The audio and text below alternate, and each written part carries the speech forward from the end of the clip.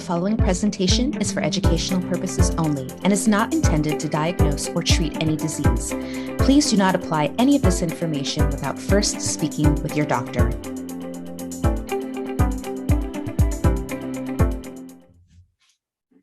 Hi, welcome to Be Well. My name is Danielle Hoosevelt, registered dietitian and board certified health coach, and I am joined today by Jennifer Earlis, who is a licensed marriage and family therapist here at Crossover. Hello, Jennifer. Welcome. Hi, Danielle. Thanks for having me. Yeah, our pleasure. Can't wait to talk about anger. So our topic today is anger, which we feel like doesn't always get enough attention. So today we're going to give it the attention it deserves. So let's start actually with, why should we discuss this topic? So why is it important? Yeah, I think about anger as one of those emotions that is part of our human experience, of course, but it's certainly one of those emotions that we struggle with. So we struggle with articulating it, we struggle with dealing with it, we struggle with even sometimes recognizing it. So I think it's one of those areas that can be so helpful to understand further, because when we have a little bit more insight into what's going on or what might be behind anger, there's so much opportunity for growth in that. Yeah, you're absolutely right. And being allowed to sort of acknowledge it allows for those growth opportunities. Yeah. So when you say that, what are some of the things that we can learn from anger? Yeah, I think recognizing, well, sometimes I think it could teach us a lot about our unmet needs. So recognizing, like, at what point do we sometimes notice anger coming up for us, whether it, I think anger is interesting in that it can be directed inward toward the self, but it can also be directed outward toward others. And so we really want to try to understand what's coming up for us around it, because it impacts and influences how we relate to others, how we communicate with others, how we show up in our lives and our relationships with self and with others, whether it's coworkers or partners, family members, friends.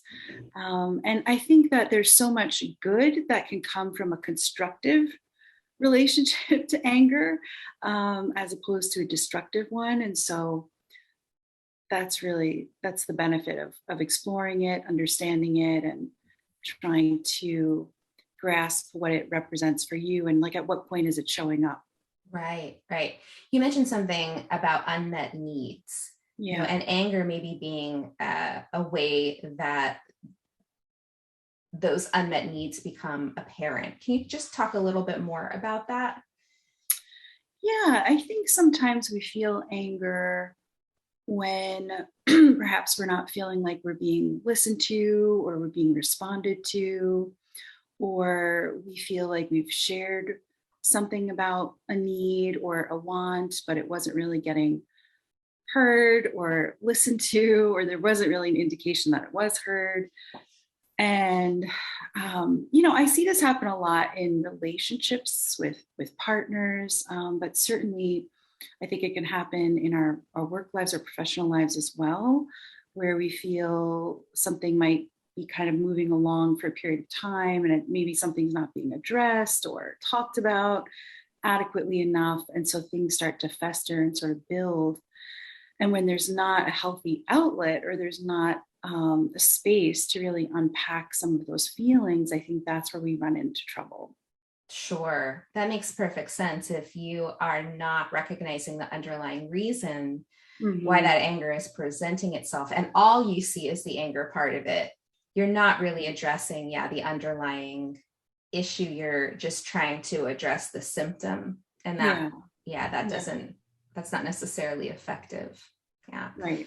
I notice in my life, if I think about my feelings and where anger comes up for me, oftentimes it's when I feel that a situation is lacking fairness or justice. That's a huge trigger for me. And that's oftentimes where I notice my anger is coming up.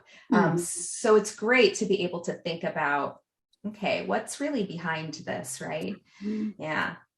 Um, Yeah. And it's also one of those emotions that, I think in a lot of ways it's not really considered allowed to express. Like I think there's a lot of fear about anger, and there's a lot of gendered messages around anger, like men can experience anger, women can't, or what are the messages around like who experiences anger and is able to express it versus who's not. In what forms are you able to express it? So I think we in general can have a very unhealthy relationship to anger, just in terms of our own internalized messages that we absorb. right. That's right. Mhm. Anger isn't something that we're allowed, quote unquote, to feel. And so we often feel like we're supposed to suppress it, not feel it, not address it, Mhm. something that we should stay away from completely, which Right. seems like that's why oftentimes people struggle with their relationship to anger, Yeah. Yeah. Are Mhm. there other reasons why people might struggle in their relationship with this particular emotion? Well, I think because we have this like mentality about it that we shouldn't be feeling it. Like, and that Right. if we're feeling it, there's something really wrong. And it's just, yeah, we should try to get rid of that feeling as fast as possible. When in reality, I think we need to really embrace it as a part of our human experience, a part of the human condition, like similar to sadness or anxiety or frustration. I mean, we can't avoid these emotions, but we can understand what they represent and we can gain some control over how we respond to them.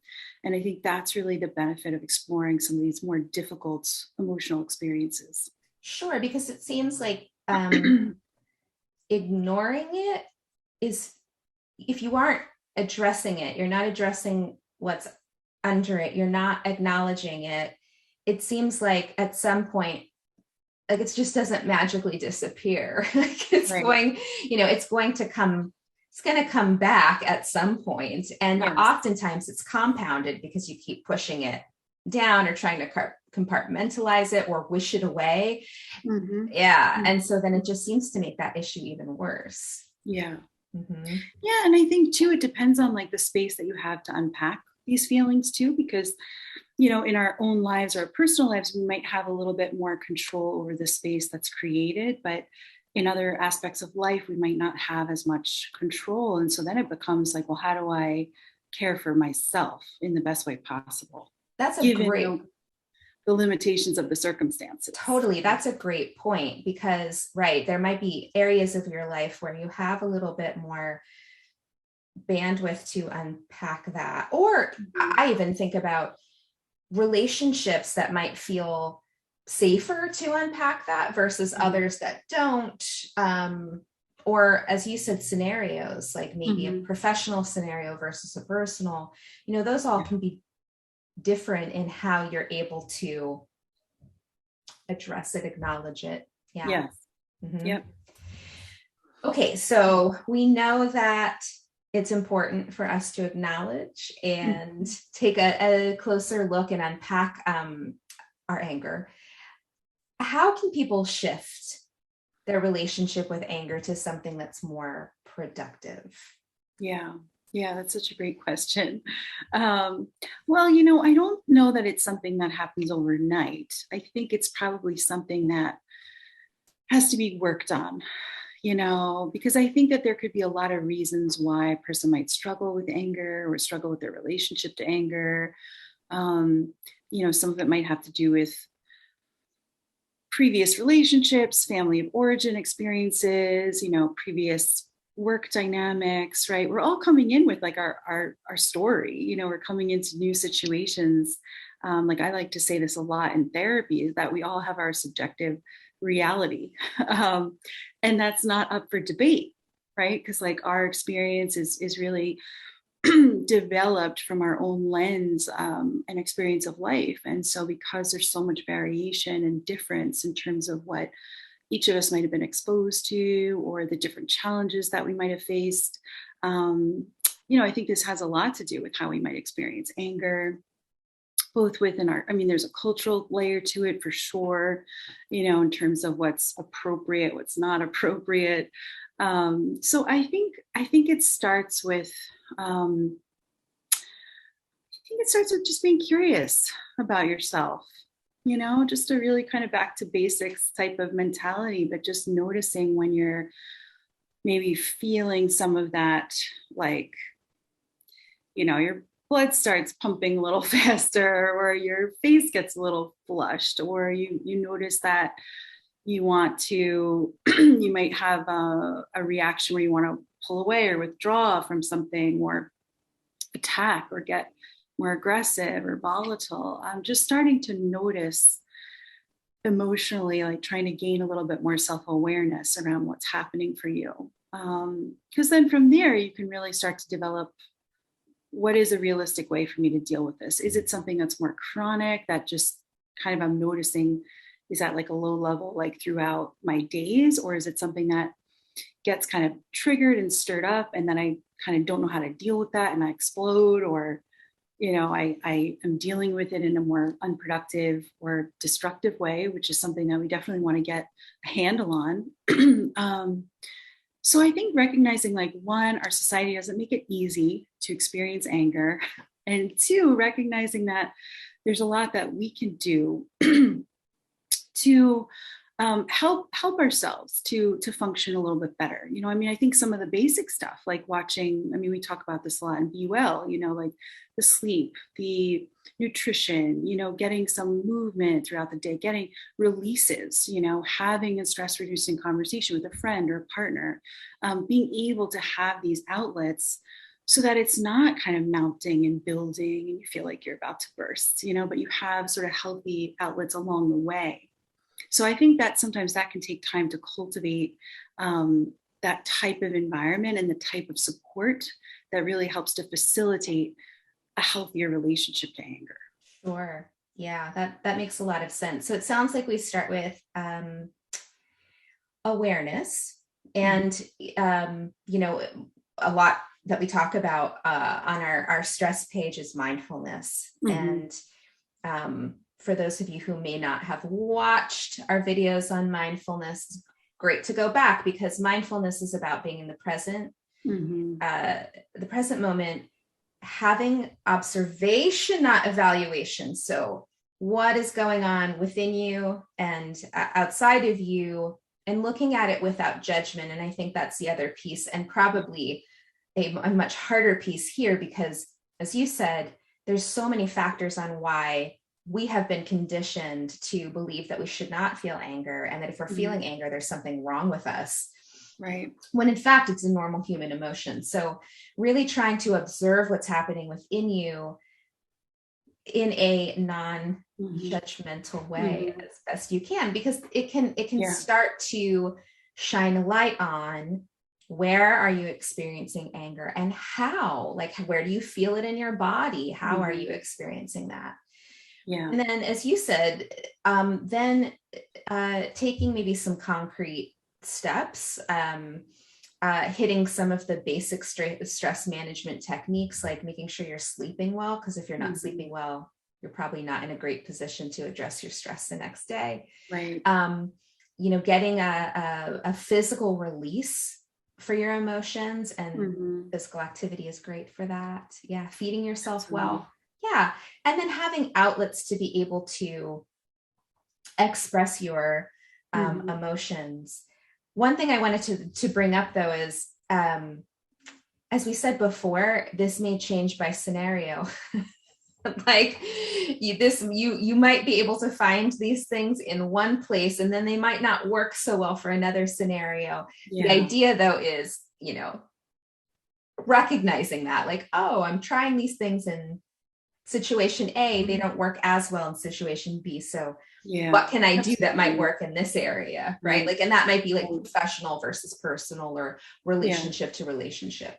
Yeah, absolutely. And we do need space to unpack these emotions, and I think doing that with, at home, if with a friend, with a partner, a family member, can be really, really helpful, right? Because through these conversations, through the self-reflection, you can get a better idea of what's really going on for you, and understanding like what are some of the solutions that might help, right? Because I think sometimes when we feel that anger, we might sort of have this perception that we don't know how to change the situation. We feel helpless, and so it feels like very scary at I think at some points it might feel a little bit scary because you don't have like a sense of what can be done to maybe help fix the situation in some way, for example, right? Right. Because I think sometimes, it's interesting because we might have our own sense of like what a problematic relationship with anger looks like. But it's not always sort of that assumption that,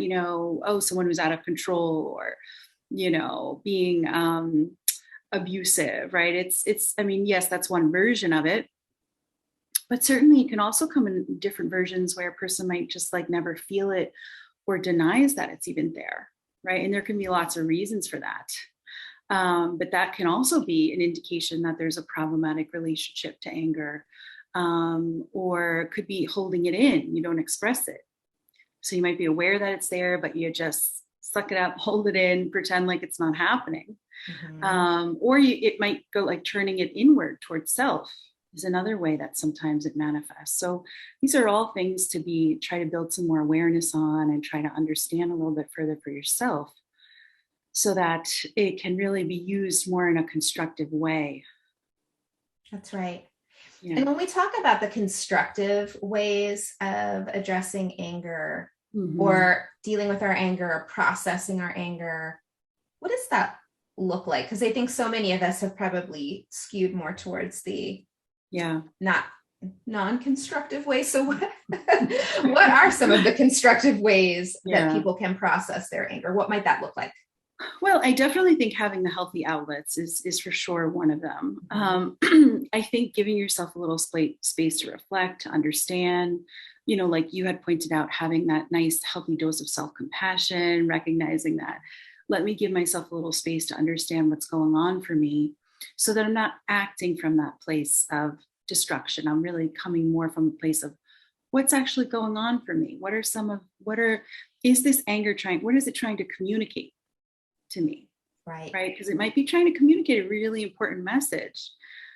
But if our emotions are up here, we're not going to really be receptive to hearing what that message is. Right. And so sometimes it really takes us settling ourselves. I always say too, when we notice our anger is like, say it's on a scale of 1 to 10 and we're at a 5, right? Recognizing that that's not going to be an effective time to try to like unpack something or get to a better place, right? It's just not going to work. Right. And so you really want to give yourself the space to say, wow, where am I at right now? If I'm at that 5, I'm going to need to take a break, right? I'm going to have to go for a walk, listen to some music, right? Watch a show, watch some comedy, right? Talk to a friend, do something that's going to bring your nervous system back down to a more, a lower place where you can actually start to engage, and really do so in a more thoughtful way. And so I think that's something that we can build some awareness on, and we can take action right away, right? We can start to recognize, wow, I'm at a 5. I need to take a break, right? Mm-hmm. Oh, I like what you said about I need to calm my nervous system. Mm-hmm. And that is where our mindfulness techniques, our stress management techniques can really come in handy. So if you're noticing that you're at a 5, 6, 7, 8, 9, what are some of the things that you can do? First of all, is recognizing it, right? It's awareness, but then what can I do to calm myself, right? And that can look different for everybody. Sure. Mm-hmm. Absolutely. I mean, even just taking 3 nice deep inhales and exhales can do a lot to help bring us down. It can also look different based on where you're at. Like if you're at home, and great, you can go out for a walk and that calms you down. Great. For me, I love like boxing. Really very helpful. That sounds like a great release. It is. It really is. Yeah. But if I'm at work, I can't. That's possible. Right. So I have to have like a different calming technique in different environments. So being aware of where you're at and then finding your calming techniques so that you're in a better place to then unpack it and think about, so what was that anger trying to tell me? What was that about? Mm-hmm. Yeah. And maybe what are some of the changes that I might need to make, right? Or is there a boundary I need to have here, or something I need to work on? Or is it an indication that something has to shift in a relationship? Or maybe is there something that has to shift in the relationship to myself? Right. So it really, I think, it can give us a lot of insight. Totally agree. Right. It can. And to sort of sum up what we've been talking about, it can give you that insight when first you recognize it with self-compassion. So recognizing that it is a human emotion that we all experience, that it's okay to feel it, but not act on it. Like just because you feel it doesn't mean you have to act out of anger, right? Yes. Well, we can act on it, but we want to make sure we don't act in a destructive way. Right. Thank you for clarifying that, because that's right. We do want to learn from it. We want to figure out what it's telling us, but not act out of it in destructive ways. Yes. Right. Absolutely. I think that's really critical, right? Because again, it's really about that constructive versus destructive way of engaging with it. Yeah, that's right. Yeah. Yep. And that's something that can be learned. That's a skill that we can develop. If it wasn't really taught to us, or we didn't really learn too much about that as a kid or as we were growing up, we can actually get better at that as an adult. Which is so refreshing to know. Because a lot of us, not all of us, but a lot of us really were conditioned in that way of like, don't express your anger. It's not an emotion you're supposed to have. But you can relearn it. And here's the other thing from my past experience. I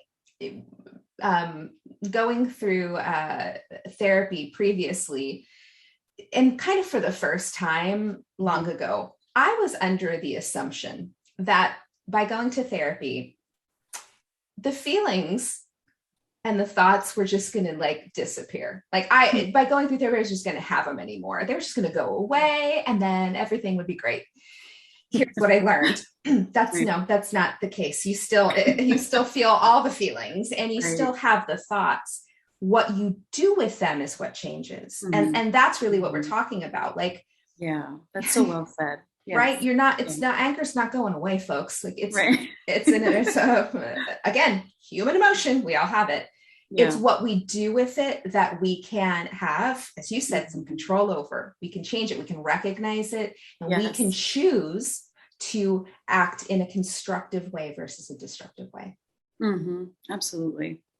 And I think there's a lot to be learned around like not turning it towards self. Yes. Because I think sometimes it can be easy to turn that inward, or maybe act in like a more self-harming or self-sabotaging sort of way.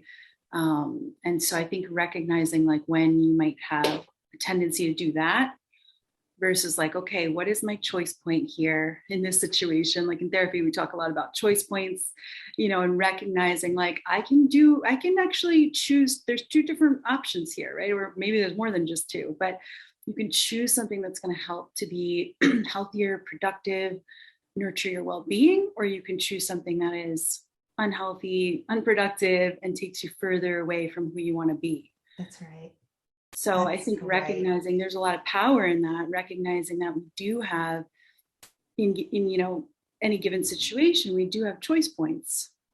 Totally. And, to your point of being aware of when you're turning it inward, I think a lot of folks want to address their anger when they're addressing it outward, because that feels like the destructive way.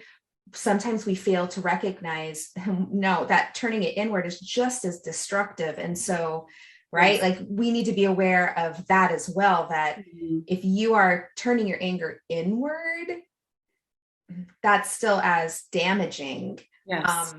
And we aren't, as humans, even though we think we should be motivated by shame, guilt, and like self-criticism, we aren't. Oh. So self-compassion is really And the way sometimes we forward. really have to give that to ourselves, because sometimes work environments or like places where we're spending a lot of time, might feel unhealthy, right? There might be some like toxicity happening. There might be a lot Yes. of like systemic challenges that aren't being addressed. And so it really comes down to, I think, really understanding like how can I best care for myself in this situation, right? And recognizing like what are some of the things that I can actually actively do that are going to help me to feel a little bit better, right? Feel a little bit more in control. Sometimes it is about making a big change, but other times it might be about learning how to nurture yourself in a different way. That's right. That's right. Okay. So we unpacked a lot today about anger. We talked about why it's an important, well, that it is a human emotion, why it's actually an important human emotion that we should be paying attention to. Yeah. We talked about bringing awareness as sort of the first step of how and when are we experiencing anger. And when we are in, what is it trying to tell us? But we're not really going to be able to unpack that until we calm ourselves down. So we recognize that we're feeling anger. We do our techniques, whatever that means for you, to bring the emotion level down, calm our nervous system, and then take some space to figure out, reflect what happened and what is it teaching me. And again, all of this is really best done without judgment. Yeah. From a curious place. Absolutely. Yeah. Absolutely. Right. And you have to come back to it. So you have to give yourself time, about 20 minutes, calm yourself down, then you can re-engage. But you do want to come back to it. You don't want to just, all right, I calmed down and I'm just going to forget about that. Right. You want to calm down and then come back to it. Because remember, that emotion is trying to tell you something. Yeah. And if you just calm down and you don't listen to the message, it's same thing's going to happen over and over again. So yes, you've got to come back to it, and you need to practice this, right? As we talked about, a lot of us, not everybody, but a lot of us were conditioned not to address anger in this way. So it's super important for us to practice it so that our brain can get used to and get more comfortable with doing things differently. Exactly. Absolutely. Because I think too, a lot of times, our caregivers might not have known how to interact with us around that, right? Like they were maybe trying to do the best they could. They might have been facing a lot of their own challenges. And so that there could have been maybe not a lot of space. So you might have received this message growing up that like, well, anger is not allowed. No one's going to care if I'm angry. I should just suppress it, forget about it. When, I think that, yes, that is a damaging message, right?